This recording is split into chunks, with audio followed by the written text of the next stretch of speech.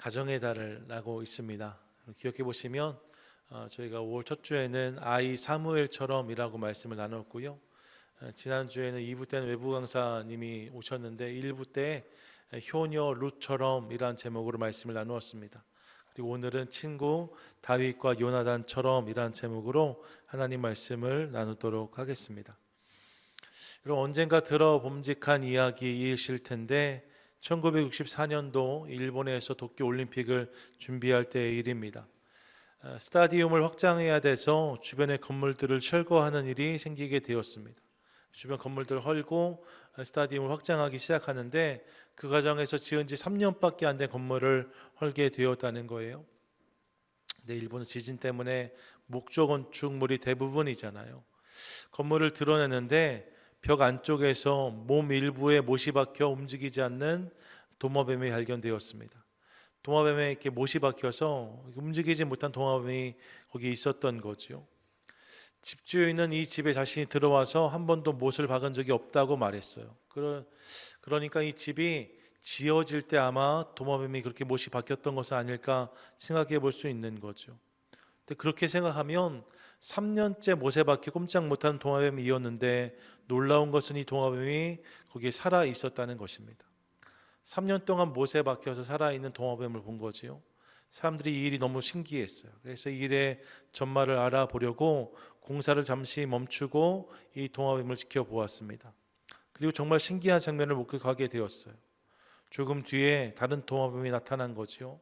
먹이를 물고, 그리고 3년 동안 못에 박힌 친구 도마뱀을 위해서 그 먹이를 전해주는 친구 도마뱀 모습을 보았다 합니다. 3년 동안 그 일을 계속한 거예요. 그래서 이 도마뱀이 살아 있었다는 거죠. 이후에 이 이야기는 미물이 보여준 우정의 이야기로 많은 이들에게 회자되었습니다. 참 좋은 친구를 두었구나 생각하면서 그런 친구가 우리에게도 있으면 좋겠다는 생각 해봅니다. 3년 동안 꼼짝을 못하는데 누군가 나에게 먹을 것을 물어다 준다면 여러분 감동 아니겠습니까? 얼마 전 읽었던 글에서 한 출판사에서 친구란 단어를 설명하는 문장을 공모했는데 다양한 정의가 들어왔다고 하더라고요. 어떤 정의들이 있었는가? 밤이 깊을 때 전화할 수 있는 사람, 그 친구라는 거예요. 나의 아픔을 진지하게 들어주는 사람, 그가 친구라는 거죠. 함께 있어도 계속 있어도 불편하지 않은 사람, 그가 친구랍니다. 나의 모든 것을 이해해 줄 수 있는 사람, 그가 친구라는 거예요.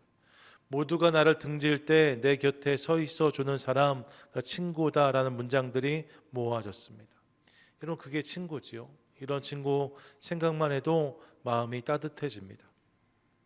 그런 친구가 있었으면 좋겠습니다. 그런데 사실 여러분 인생을 살다 보면 이런 친구를 만나는 것이 쉬운 일은 아닌 것을 깨닫습니다.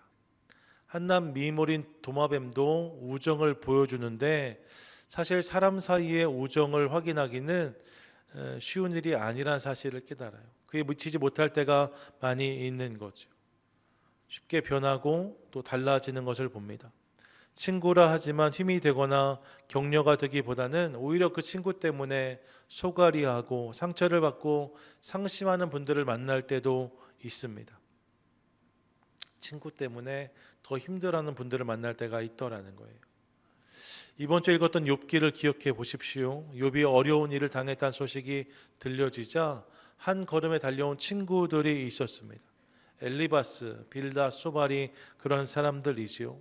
그들이 욥을 위로하기 위해서 먼 길을 달려옵니다. 하지만 우리가 이미 읽었던 것처럼 그들은 욥에게 하나도 위로가 되지 못합니다. 자신들의 알량한 생각이나 경험이나 판단을 가지고 설익은 답을 내놓으려고 애를 썼고 마음대로 욥의 상황을 재단하고 평가하는 것을 통하여서 가뜩이나 힘든 욥의 마음에 더 큰 상처를 내고 있는 그들의 모습을 확인합니다. 욥이 괴로워하잖아요. 친구들 때문에 위로를 받았다고 하지 않고 친구들 때문에 너무 아파했다는 것을 우리가 확인합니다. 예, 그런 욥의 친구들의 모습이 우리를 씁쓸하게 하는 거죠. 한 주간 여러분 어떤 생각하셨는지 모르겠는데 전 본문 읽으면서 이런 생각해 보았습니다. 혹시 나도 누군가에게 이런 친구가 되고 있는 것은 아닐까? 딴에는 도와주려고 힘을 주려고 격려하려고 애를 쓰지만 혹시 그런 것들이 저를 힘들게 하는 것은 아닌가 이런 생각을 해보았어요. 여러분 어떠신지 모르겠습니다. 친구라고 다 힘이 되는 것은 아닐 수 있다는 거예요. 욥의 친구들이 이를 반증하죠. 반면 정말로 힘이 되고 위로가 되고 격려가 되는 친구도 있는 것을 확인합니다. 성경에 나오는 그런 친구의 대표적인 예, 그것이 다윗과 요나단이 아닐까 싶습니다. 그래서 오늘 그들의 이야기를 나누고 싶은 거예요. 사실 여러분, 요나단과 다윗 말입니다. 이들은 친구가 되기 어려운 구도에 놓여 있는 사람들이었습니다. 기본적인 구조가 이 둘이 친구가 되기가 어려워요. 왜냐하면 요나단을 우리는 다윗의 친구로 이해하고 또 생각하는데 사실 요나단의 등장은 그보다 훨씬 앞섭니다. 사무엘상 13장 14장에 보시면 전장에서 앞장서서 싸우고 이 전쟁을 이끌어가는 요나단의 모습을 우리가 확인할 수 있어요. 어려운 전쟁 상황에서 그 전장을 주도했던 용사의 모습으로 요나단이 등장하고 있는 거죠. 늘 전투에 선봉했었고 백성들의 지지도 받았답니다. 여러분, 이스라엘 백성들에게 먼저 주목을 받은 사람이 요나단이었어요. 왕의 아들이죠. 그런데 사무엘상 17장에 가면 다윗이 등장합니다. 골리앗을 쓰러뜨리면서 그가 등장해요. 그리고 많은 백성들의 환호가 그에게로 옮겨갑니다. 여러분 생각해 보세요. 비슷한 시기에 사람들의 주목을 받은 두 명의 젊은이 말입니다. 제가 초등학교, 중학교 다닐 때 신승훈하고 김건모라는 가수가 있었거든요.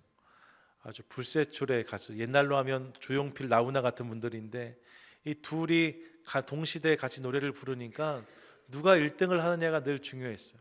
같이 할 수는 없는 거거든요. 그런 거 아니겠습니까? 그런 라이벌이 있는 거죠. 이 둘이 그런 관계였어요. 한 사람이 주목을 받으면 다른 한 사람은 그렇지 못한 상황이 될 수밖에 없는. 그러니까 얼마든지 다윗과 요나단과 다윗의 관계가 시기와 질투로 흐를 수 있는 그런 상황이었다는 거죠. 그런데 그들의 이야기가 그렇게 흘러가지 않더라는 거예요. 이들의 첫 만남을 기록하는 사무엘상 18장 1절을 보십시오. 이렇게 말씀합니다. 함께 읽습니다. 다윗이 사울에게 말하기를 마침에 요나단의 마음이 다윗의 마음과 하나가 되어 요나단이 그를 자기 생명같이 사랑하니라. 아멘. 골리앗을 쓰러뜨리고 사울 앞에 선 다윗이 자신의 이야기를 할 때 그것을 사울 곁에 지켜본 요나단이 맞지 그래 저 사람이지 이런 생각이 들었다는 거예요. 다윗에 대한 큰 호감이 생깁니다. 그래서 아무런 경계 없이 재지 않고 덥석 다윗의 손을 잡습니다. 우리 친구하자 이렇게 한 거예요. 그렇게 그들의 우정이 시작된 것을 확인할 수 있습니다. 그게 그들의 이야기의 시작인 거죠. 그리고 그들의 우정이 이어지는 것을 봅니다. 사실 여러분 성경을 보시면 다윗의 인생 중에 가장 어려운 시기에 대한 기록 중 하나는 사무엘상 18장부터 20장이라고 할 수 있습니다. 이 시간에 다윗은 처음으로 배신을 경험합니다. 17장에서 골리앗을 쓰러뜨린 다윗, 그래서 왕의 인정도 받고 부마도 되었는데 여러분 골리앗이 큰 적인 줄 알았거든요. 근데 골리앗을 쓰러뜨리고 나니까 그의 인생에 정말 큰 적이 등장해요. 그가 누굽니까? 그가 사울이잖아요. 골리앗은 될 것도 아닙니다. 사울이 얼마나 다윗을 괴롭혔는지 모릅니다. 다윗이 한 일은 사울 왕과 이스라엘을 위해 최선을 다해 싸운 것뿐이었는데, 죽음의 사심도 없었었는데, 죽음의 욕심도 없었었는데, 하지만 사울은 이를 불편하게 생각합니다. 백성들의 마음을 다윗에게 빼앗겼다고 생각해요. 그래서 다윗을 공격하기 시작합니다. 찬양을 하고 있는데 창을 던집니다. 불같이 화를 냅니다. 위험한 전쟁에 자꾸 그를 일부러 내보냅니다. 심지어 자객을 보내어서 그를 죽이려 하기도 하였습니다. 함정을 파놓고 그를 초대하여 잡으려 하기도 하였다라고 성경은 기록합니다. 다윗의 도망자 신세가 시작된 시기가 이때라고 할 수 있어요. 여러분 생각해 보세요. 아직 젊고 순수했던 다윗 아닙니까? 아직 푸릇푸릇했던 다윗이란 말입니다. 인생에 이런 일이 얼마든지 있을 수 있다, 이런 경험이 없어요. 사실 배신당해본 경험도 없었을 것 같아요. 그런데 이런 일을 당했으니 잘못해서 당한 어려움이 아닙니다. 뭘 특별히 잘못한 것도 없는데 그냥 사울이 미워하는 거죠. 그냥 사울이 괴롭히는 거잖아요. 얼마나 힘들었을까 싶습니다. 억울했겠지요. 배신감도 느꼈을 것입니다. 도대체 무엇이 문제인가 답답하기도 했을 거예요. 문제를 알아야 문제를 푸는데 문제가 뭔지 알 수가 없어요. 그냥 사울이 자신을 미워하는 거거든요. 누구도 믿을 수가 없습니다. 사람이 점점 두려워졌을지도 모릅니다. 그런 시간을 다윗이 보내야만 했어요. 그런데 바로 이 시간 다윗의 곁에서 그의 곁을 지켜준, 그를 붙잡아준 친구가 있었다라고 성경이 말씀하죠. 그가 요나단입니다. 생각해 보면 왕위 계승 1순위가 요나단이었어요. 사실 다윗이 있으면 가장 불편한 것은 사울이 아니라 요나단입니다. 다윗이 없어져야 가장 큰 덕을 볼 수 있는 사람, 그가 요나단입니다. 하지만 요나단은 이를 전혀 개의치 않아요. 도리어 이 시간에 기꺼이 다윗에게 달려와 그의 친구가 되어주고 있는 그의 모습을 확인합니다. 요나단이 다윗에게 어떤 친구였는가? 18장, 19장, 20장 보시면 먼저 18장 보니까 요나단은 자기보다 다윗을 먼저 생각해주는 그런 친구였음을 확인합니다. 18장 4절 보세요. 같이 한번 읽습니다. 시작. 요나단이 자기가 입었던 겉옷을 벗어 다윗에게 주었고 자기의 군복과 칼과 활과 띠도 그리하였더라. 아멘. 전쟁이 이어지는 상황입니다. 수시로 전투가 벌어집니다. 그런 상황에서 군복, 칼, 활, 띠 다 중요한 것입니다. 다 필요한 것입니다. 나에게 없으면 남의 것을 빌어서라도 입어야 되는 것들입니다. 그런데 요나단이 다윗에게 이것을 기꺼이 내어주었다라고 말해요. 자신의 것을 제공했다라고 말합니다. 여러분, 자기보다 다윗을 먼저 챙겼다는 거죠. 요나단이 그런 친구였대요. 다윗의 덕을 보려고 하는 것이 아니라 오히려 나를 통해서 다윗이 덕보기를 원하는, 친구 덕을 보려고 하는 사람이 아니라 나를 통해 친구가 잘 되면 좋겠다는 마음이 요나단에게 있었음을 확인합니다. 그런 친구였어요. 또 여러분, 요나단은 보이지 않는 곳에서 다윗의 편을 들어주는 친구이기도 하였습니다. 사실 여러분, 보이는 앞에선 다 친하게 지낼 수 있습니다. 그냥 눈에 앞에 있을 때 좋은 말 해주고 잘해주는 건 누구나 할 수 있는 거죠. 문제는 보이지 않는 데서 나에 대해서 나쁜 이야기를 한다, 흠을 잡고 비난을 한다. 그럼 친구가 되기 어려운 거예요. 근데 그 일이 쉽지 않은 거죠. 그런데 여러분, 요나단 보세요. 요나단은 다윗이 보지 않는 곳에서도 기꺼이 그를 위해 나서는 모습을 보여줍니다. 19장을 보세요. 화가 극에 달한 사울이 다윗을 잡으려고 난리가 났습니다. 그냥 눈만 뜨면 다윗 이야기하는 거예요. 잡아야 된다, 죽여야 된다, 난리가 난 거죠. 누구도 그 분노를 이해할 수 없지만 그렇다고 다윗의 편을 들 수도 없습니다. 다윗을 옹호했다가는 경을 칠 노릇이에요. 다 눈치만 보고 있는 거죠. 왕이 이야기하면 예, 맞습니다, 맞습니다, 그래야 되는 상황이었답니다. 그런데 요나단이 나서는 모습을 확인할 수 있어요. 19장 4절 보십시오. 요나단이 그의 아버지 사울에게 다윗을 칭찬하여 원하건대 이르되 원하건대라고 말해요.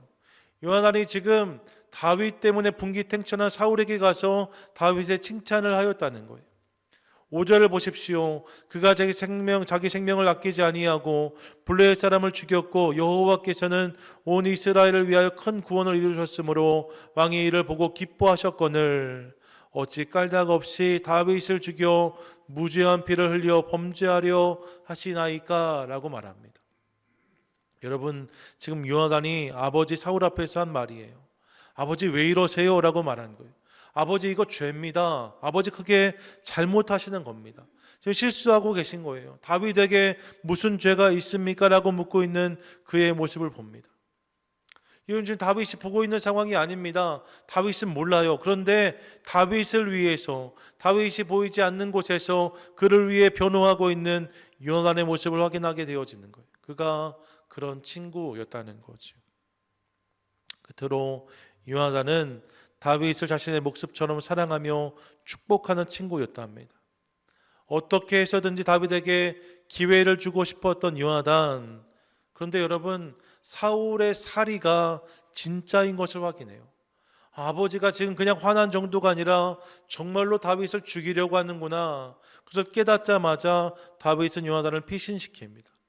그 피신시키는 과정에서 17절 보시면 다윗에 대한 요나단의 사랑이 그를 다시 맹세하게 하였으니 이는 자기 생명을 사랑한 같이 그를 사랑함이었더라 라고 말하고, 42절은 또한 이렇게 말씀하는데 함께 읽습니다. 시작. 요나단이 다윗에게 이르되 평안히 가라. 우리 두 사람이 여호와 이름으로 맹세하여 이르기를 여호와께서 영원히 나와 너 사이에 계시고 내 자손과 내 자손 사이에 계시리라 하였느니라 하니 다윗은 일어나 떠나고 요나단은 성읍으로 들어가니라. 아멘.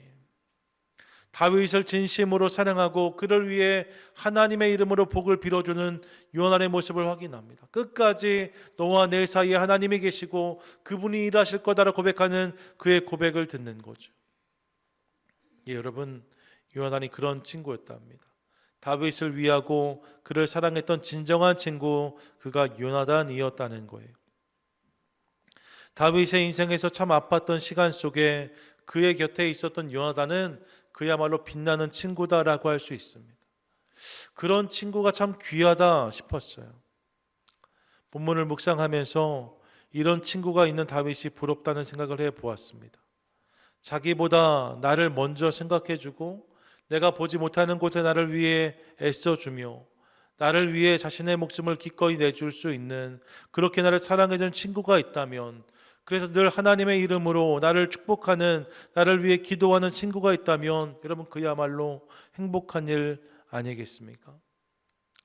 함석권 선생의 그대 그런 사람을 가졌는가라는 시처럼 나에게, 우리에게 그런 사람 말입니다. 그런 친구 말입니다. 요나단과 같은 친구가 있으면 얼마나 좋을까, 이런 생각을 해보았습니다. 좋겠지요. 여러분에게도 그런 친구가 있으면 얼마나 좋으시겠어요. 그런데 이 부분을 이렇게 묵상하다가 하나님이 저한테 주셨던 두 가지 깨달음이 있었어요. 그래서 오늘은 이 부분을 나누고 싶은데, 요나단 같은 친구가 있으면 참 좋겠다, 이런 생각을 해보았거든요. 대신 두 가지 마음을 주셨습니다. 첫째는 나에게, 우리에게 이미 이런 친구가 있다는 것을 깨닫게 하셨어요. 같이 한번 고백하겠습니다. 시작.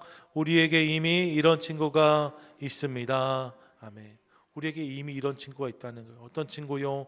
자기보다 나를 먼저 생각해주고 내가 보지 못하는 곳에서 나를 위해주며 나를 위해 자신의 목숨을 아끼고 사랑해주는 친구, 기꺼이 나를 위해 목숨을 내어줄 수 있는 친구, 그런 친구가 있으면 좋겠다 싶은데 성경은 이미 우리 가운데 이런 친구가 있다라고 말씀합니다.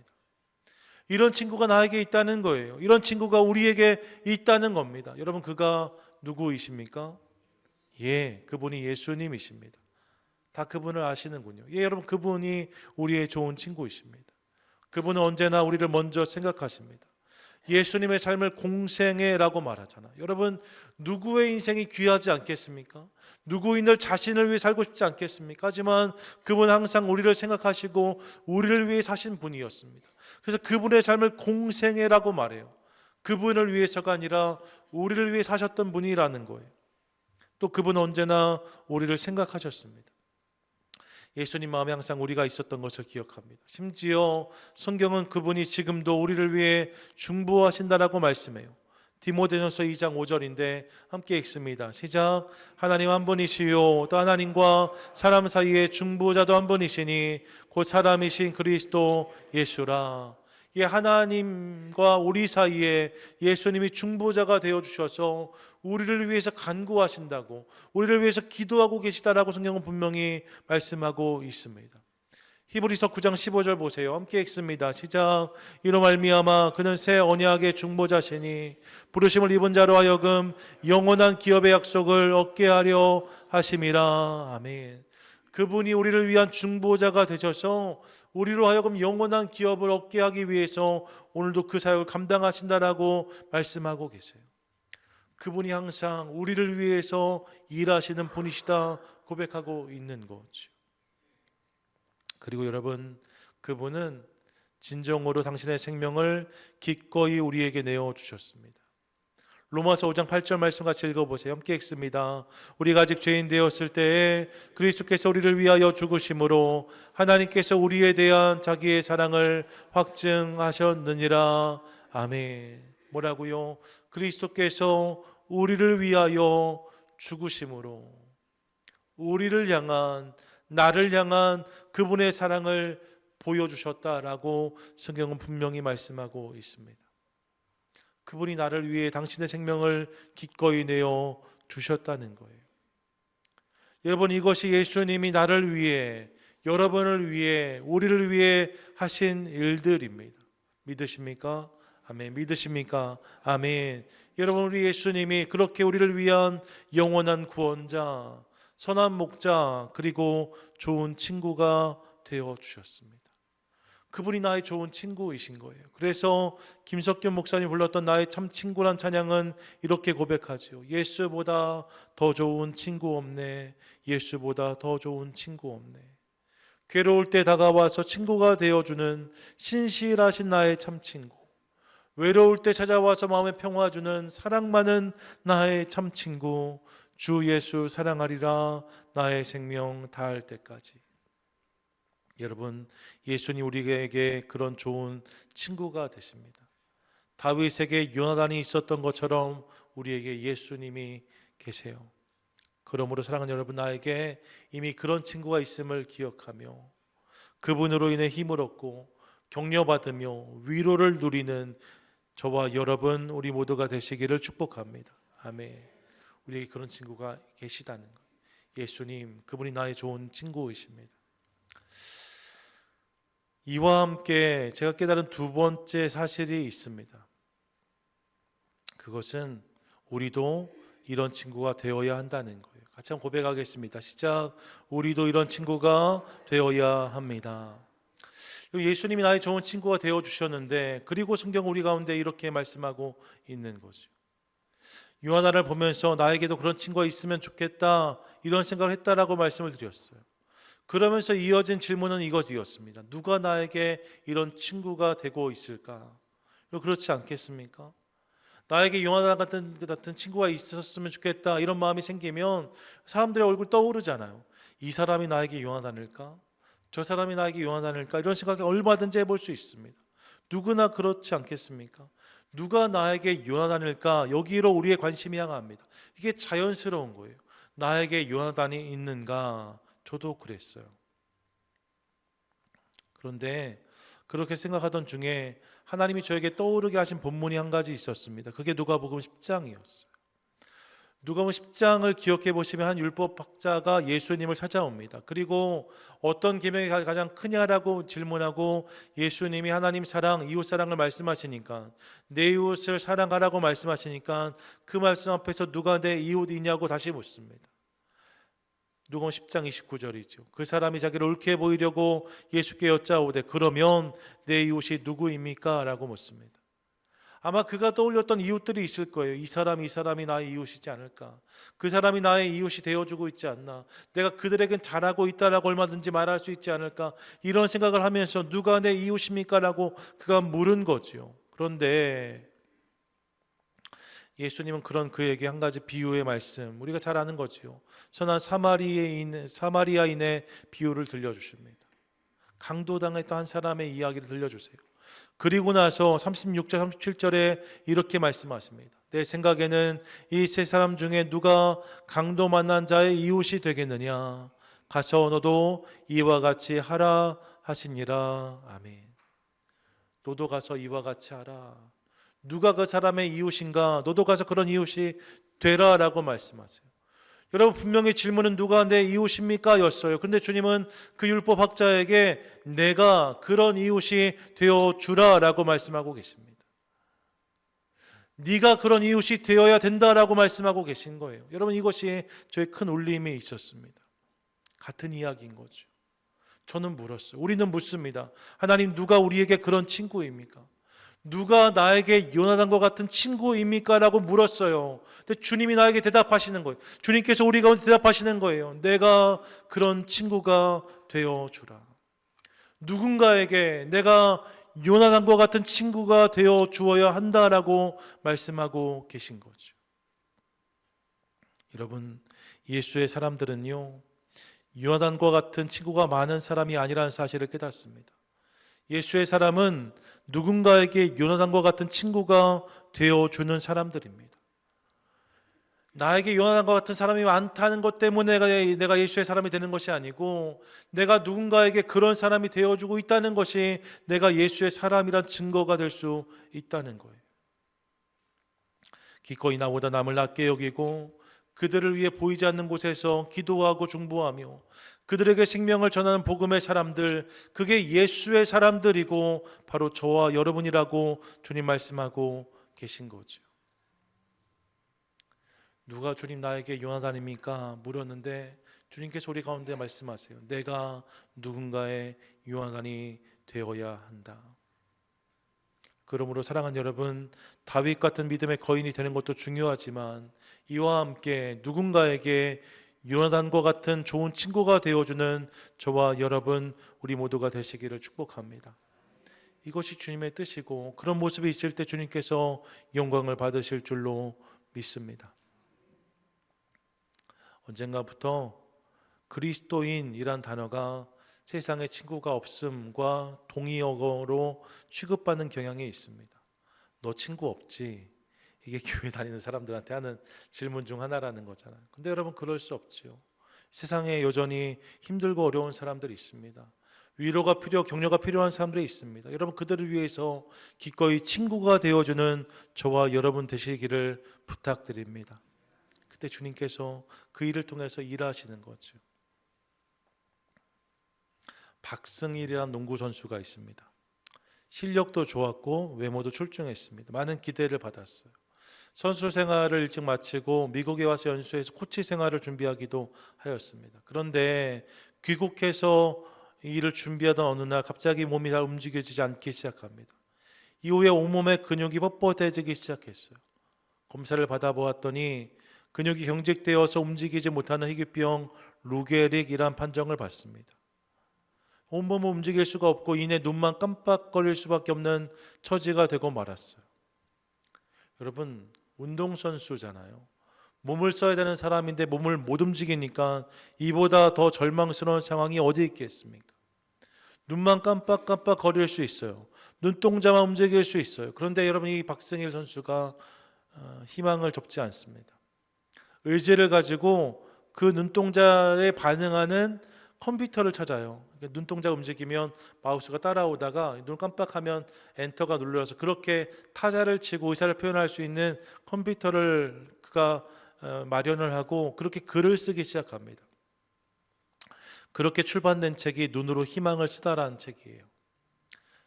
이 박승일 선수가 눈으로 이렇게 깜빡깜빡거리는 눈동자를 통해서 희망의 이야기를 써간 책이 출간되었습니다. 그리고 그는 이 책을 통해서 루게릭병을 알리면서 이로 인해 고통당하는 사람들을 위한 관심을 요청합니다.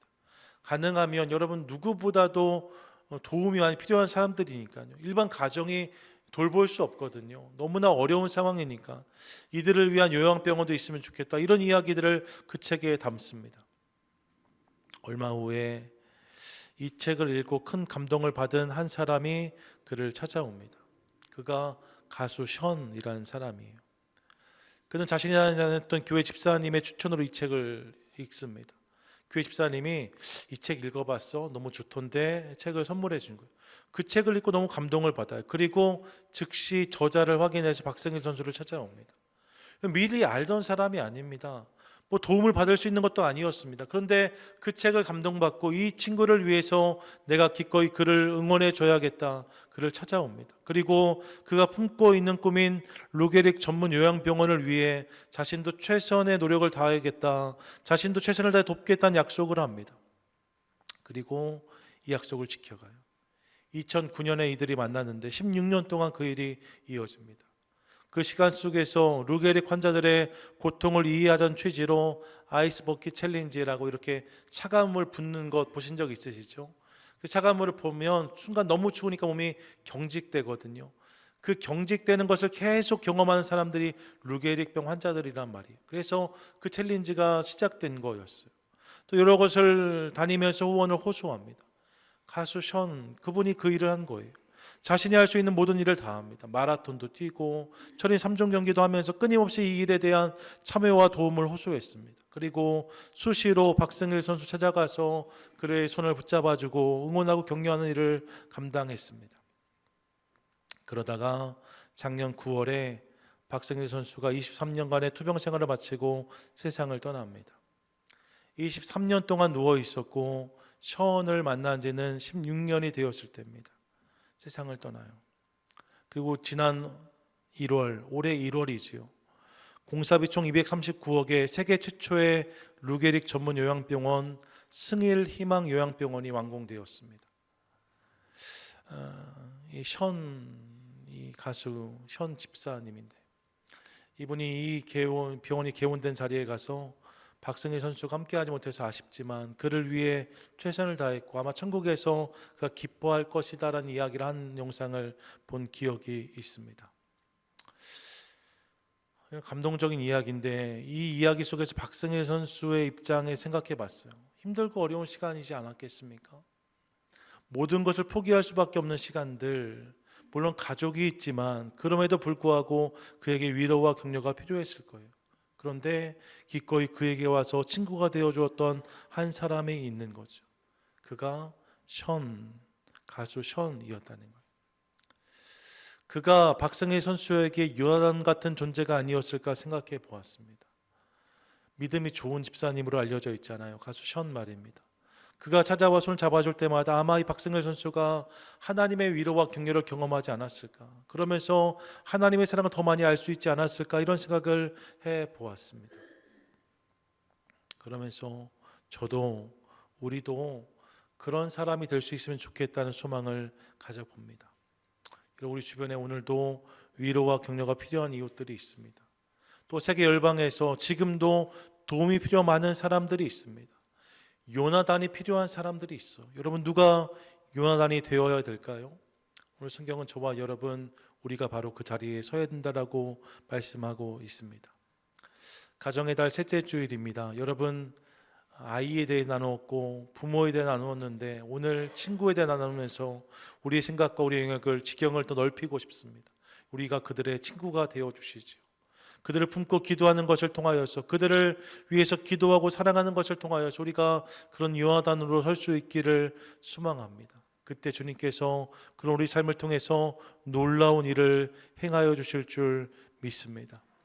바라기는 사랑하는 여러분, 친구이신 예수님을 기억하며 그분을 누리는 복된 성도 우리 모두 되기를 원하고, 그 사랑을 경험하고 있기 때문에 이제 우리도 누군가에게 그런 친구가 되어주는 것을 통하여서 세상을 더욱 아름답게 세워가는, 예수 그리스도의 향기로 온 세상을 덮어가는 귀하고 복된 성도와 교회, 저와 여러분 우리 모두 되시기를 주님의 이름으로 간절히 축원드립니다. 아멘. 아멘.